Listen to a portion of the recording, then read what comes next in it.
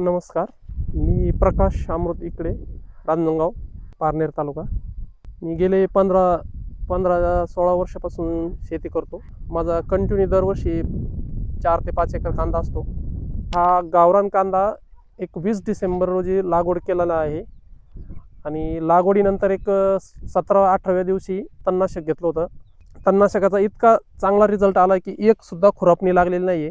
आज 70 दिवसाचा कांदा झालेला आहे आणि आता ह्या वर्षी लागवड लेट झाल्यामुळे आणि उष्णता वाढल्यामुळे 60 दिवसानंतर हॅम्पर बोरॉन आणि 0-7-20 सोडलंय। त्याचा रिझल्ट एकदम चांगला आलेला आहे 8 दिवसातच। तुम्ही पाहू शकता कांद्याला एकदम कलर बिलर आणि रोगाला अजिबात बळी पडला नाही।